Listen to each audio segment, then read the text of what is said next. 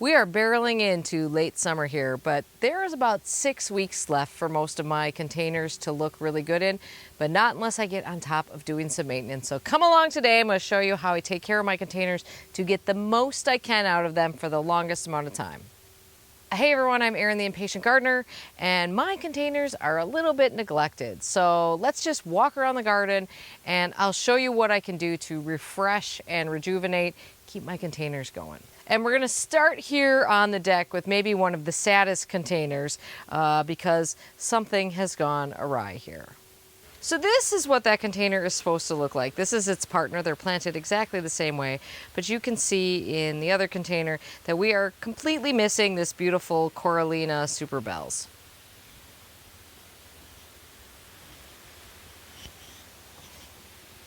So here's how that's looking over here.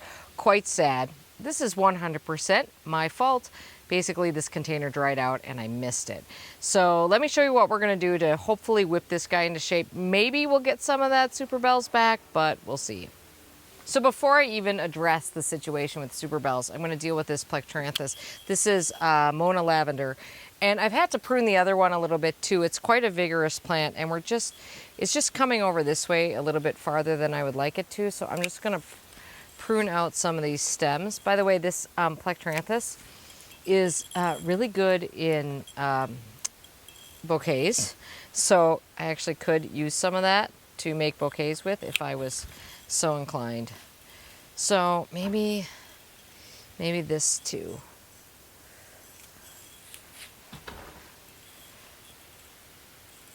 There. Okay, there we go. That's a little bit more like it. And then I do have purple bellvine growing up here, which some of these have not gone up the string, so I'll just guide this guy up. That should be I know it takes a long time, but it should be taking off soon.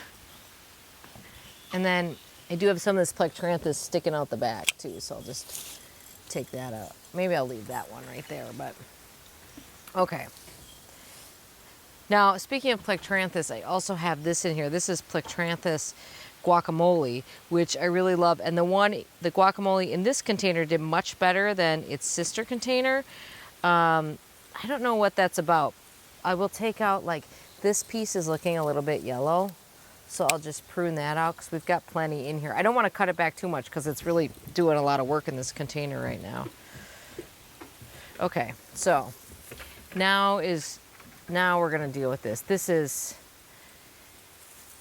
might be totally toast, but since clearly, if it's not totally toast, maybe by cutting this back quite hard, I'll be able to encourage some new growth out of it, but it might just be dead too. Even if I can't get the super bells coming back, I do have this Terrenia in here, so maybe the Terrenia can take up some of that space. And at least it'll look better with this brown stuff out of here.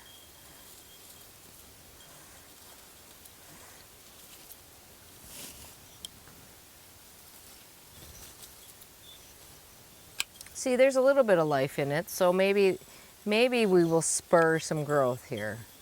This is alive. Still cut that back. Okay, here we go. There's also a black mondo grass in here too. Okay, so a really important step that I'm doing with every single container today is fertilizing them. It's been a few weeks since I've done it. Ideally, I do this once every 7 to 10 days. I've been using, this is what I've been using this year. This is Jack's Petunia feed. I really like the Proven Winners water-soluble fertilizer. I have not been able to find it, certainly not locally, and nor have I really been able to find it online this year. In any sort of remotely reasonable price range. So I've been using this year, and honestly, it feels very similar to me. I think it does fine. Okay, so everything is gonna get a really nice drink with fertilizer. This is a 3-gallon watering can, and for this type of container, I'll probably use about half of it in here. and give everything a really nice fertilizing. And if anything is going to spur both that Terenia and the super bells back into flower, a really good dose of water-soluble fertilizer will do it. Now this one, on the other hand, is looking actually really good. And I've already pruned this Plectranthus, I don't know, a week ago or so. So I feel like that's looking good. We've got the purple bell vine going up nicely. I am just gonna prune a little bit of the Terenia right at the bottom here, just to hopefully maybe we'll spur on a little bit of growth with a very light pruning on that. I'm pretty happy with the super bells. I don't think I want to touch them at all. I think I'll just kind of prune a little bit of the tips here. And then all that this guy really needs, other than that, is just a nice fertilization as well. So now we're going to get to this container, and this one is a totally different story. This is a situation that I created myself, which is planting something in way too small of a pot. So this is a Brugmansia that I planted stuff around the base of in a pot that's really, really, really too small for it. This means that this thing needs water every single day or else it gets very sulky. And it also means that the plants that are in the bottom of it are really not doing all that well, because honestly there's just not a lot left for them in there. So let me show you what I'm talking about. So I pretty much used the same plants in this pot that I did in the other ones in a smaller amount, but you can see that pretty much all that's left is a little bit of the Plectranthus guacamole, a little bit of Terenia, and the super bells are having a really hard time. There is a mondo grass in the back too, which has nothing's happening with that. So there's not much I can do for those plants on the bottom, but I am going to just give a little cut back to the super bells in hopes that we can spur a little bit of growth. And beyond that, I just have to kind of give up on those, because honestly, they just cannot compete with this giant Brugmansia that's in here. So this will get just a really light cut back here.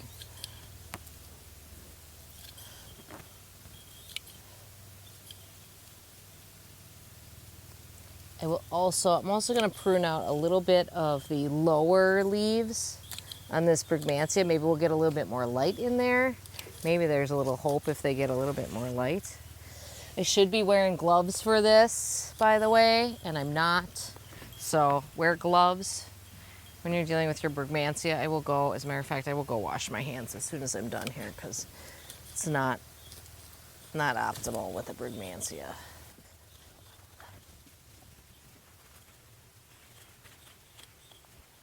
Because Brugmansia is such a heavy feeder, I should probably be feeding this one at least every week, if not even more than that.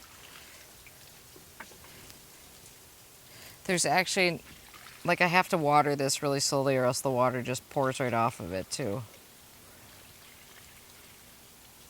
Last year I grew a Datura, which is of course a close relative of Brugmansia, in this same spot. And later in the season, probably about now, I did get hornworms on it. So I will have to keep an eye out for that, try to catch those. I wouldn't be the least bit surprised if they show up again this year. Okay, fertilizer done. Well, this container is sorely in need of a makeover, because you wouldn't even know that there's all kinds of beautiful flowers in here, because this guy has taken over. So this is the new Medusa black sweet potato vine, and I love it. I love the texture of it. I love how the fresh foliage comes through green. I did not expect it to be quite as vigorous as it is. I thought this was supposed to be one of those sweet potato vines that was perhaps a little bit better mannered, but I have cut this thing back a couple of times already, and as you can tell, it clearly needs some serious trimming. So let's give this guy a massive haircut, and I'm going to start underneath. And I think since I've cut quite a bit on this already, it's safe to say I wouldn't worry too much about where you're cutting.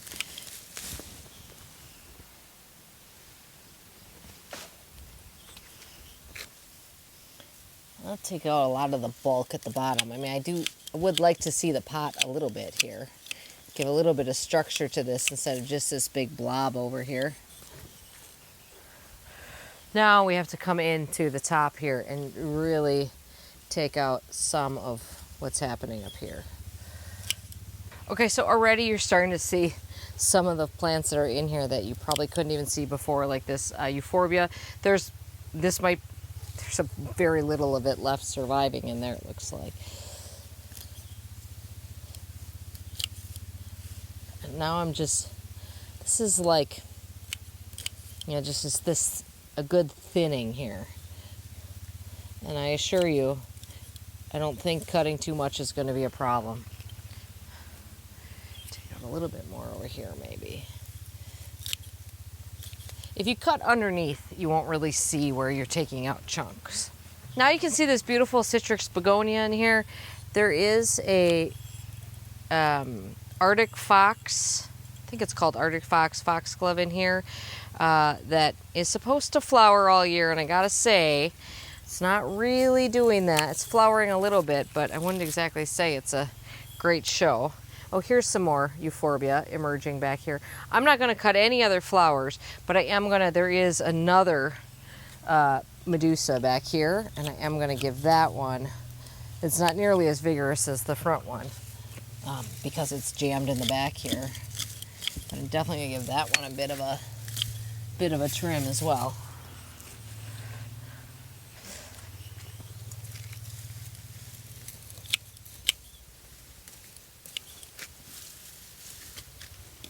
If there is a lesson to be learned from this one, it's don't be afraid to cut out what you don't like.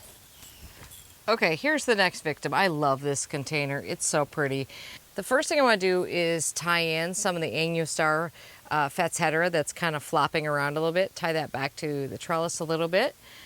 Second thing I want to do here is prune off some of these tips where the flowers have either fallen off or been eaten off of that begonia in front. I want to get this grass in the front. This is Carex Everest. I want to be able to see that a little bit more. And I want to prune the Dichondra Silver Falls in the bottom here, because I don't like it when it touches the ground. These are my favorite little things to tie things in with. These are actually silicone cable ties. I'll put a link to them at Amazon down in the description below. But these are so easy to tie things in with. So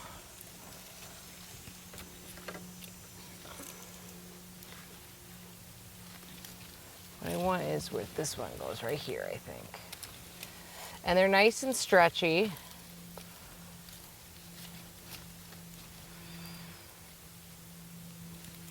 There we go. That's good. What do I do with the other one? And then I'll just tie this one in as well.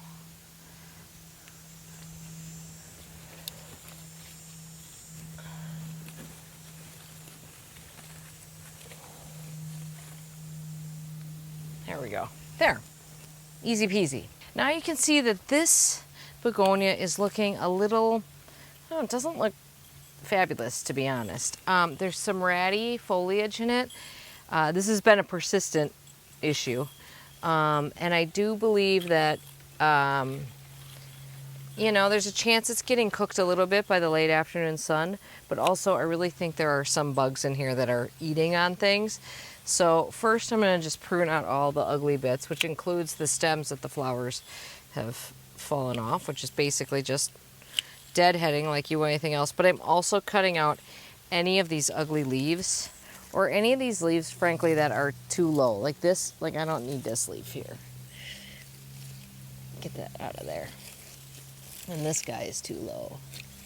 Now, here's the thing. I want this carex to have a little room, but I also don't really want to prune these pretty begonias because I really love these in the front. So I'm just gonna gently take out just a touch right closest to this.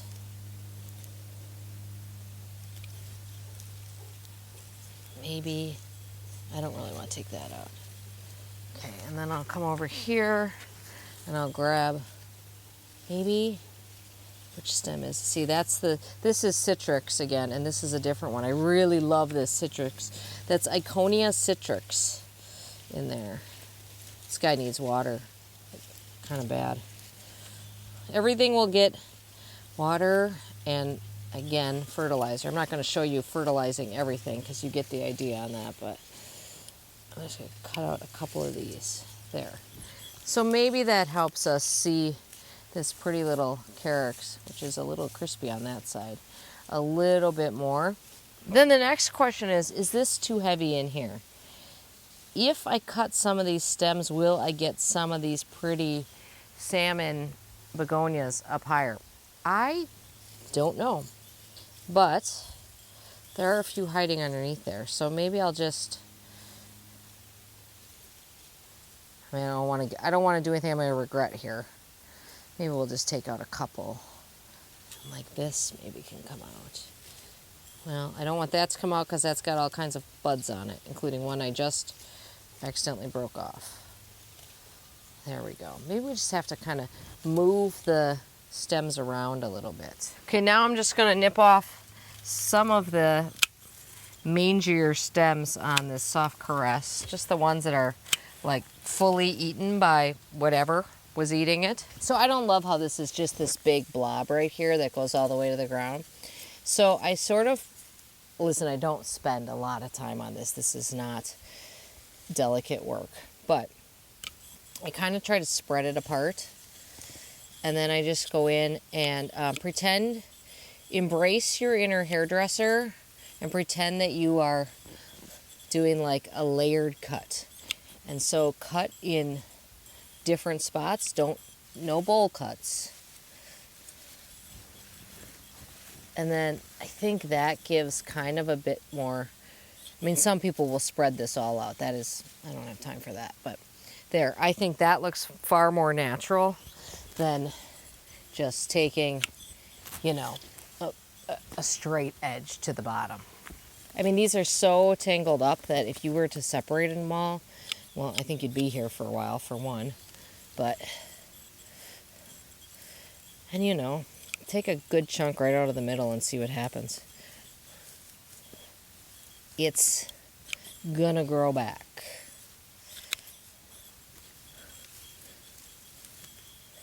See, that is a little heavy there, so I want to get some of this out of up here.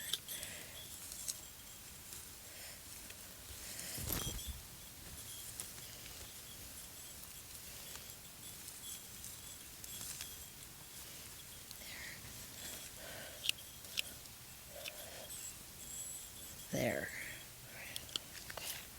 Bit of a mess on the ground here. Well, that was kind of wild. We just had like a totally random rainstorm come through. So I threw the camera in the garage and ran inside for a little bit.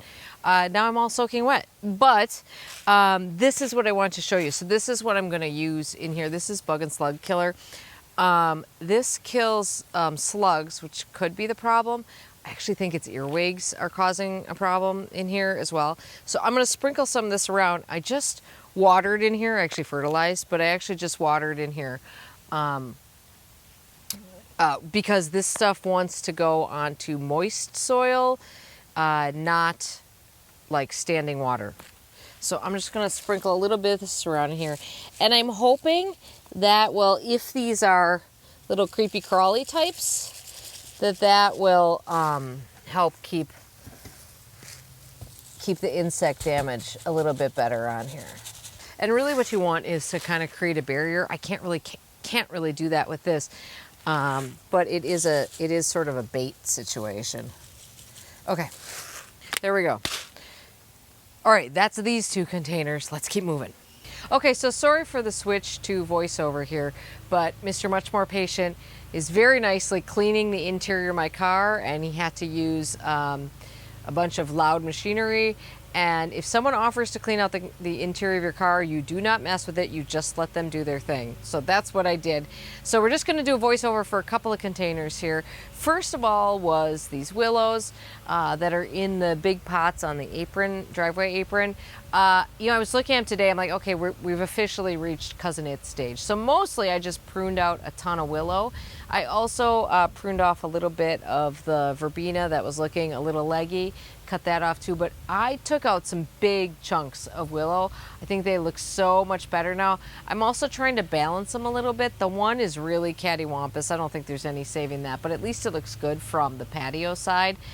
And I lifted their skirts a little bit so we could see these pretty plants that are growing at the base of it, because I also love those. Then I moved on to the big planter by the front door, and I cut off a couple of those banana leaves.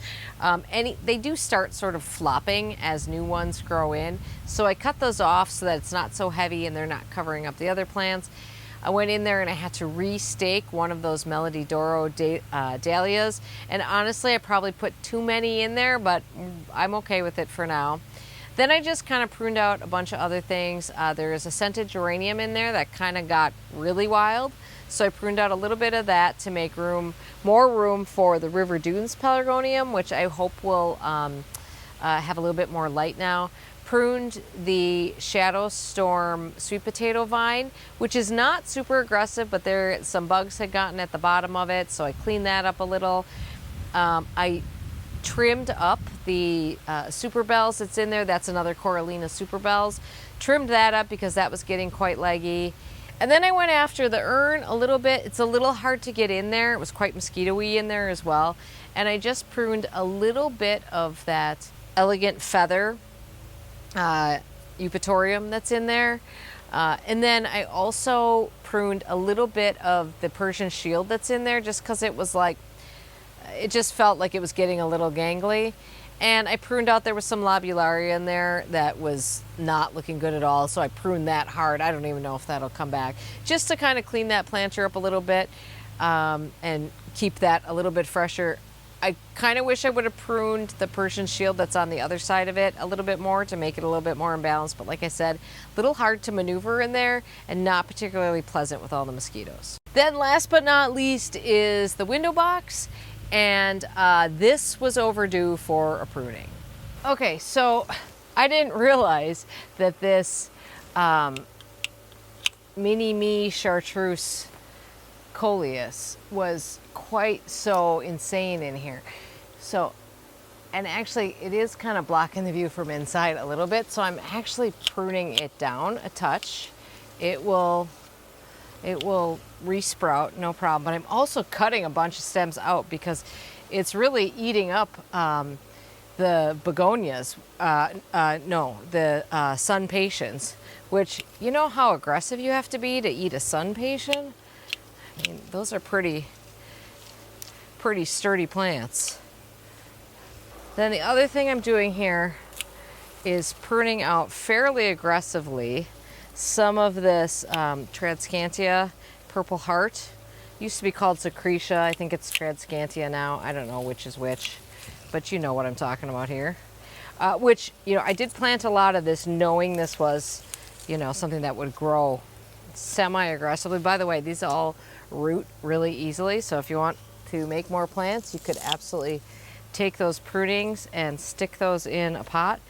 Okay, so what I'm trying to get here exposed is some of this really beautiful double magic grapefruit super bells, but it's all getting a little crowded out, and the scavola really needs a cut back, and I don't know, the scavola might be too far gone to even get another flush, but we'll see. So I'm gonna try to find the parts of this super bells here and give this a little bit of a cut back and see if we can't get that to reflush now that we're giving it a little bit of room here. I feel like there's definitely some holes in here now. They will get filled in quickly and it'll be much better looking. By the way, holes aren't a bad thing either. A little bit of air in this probably is a good thing because it's really quite the massive thing right now. So I hope if you take one thing away from this video, it's that it is not only okay, but probably really good to go in and prune on your containers and cut on your containers. Cut out the stuff that needs refreshing, cut out things that are just, complete bullies and taking things over. Cut out things to make room for other things. Cut out things that you just don't like anymore.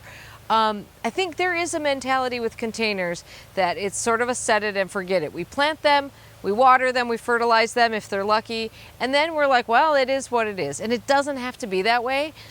And now with what I've done here today, and as long as I keep up with the watering and the fertilizing, which is more of a task now because the water doesn't go as far. I mean, in the beginning of spring, I can water these bigger containers once a week. Now it's every couple of days for the really big ones. For the smaller ones, it's every day, certainly.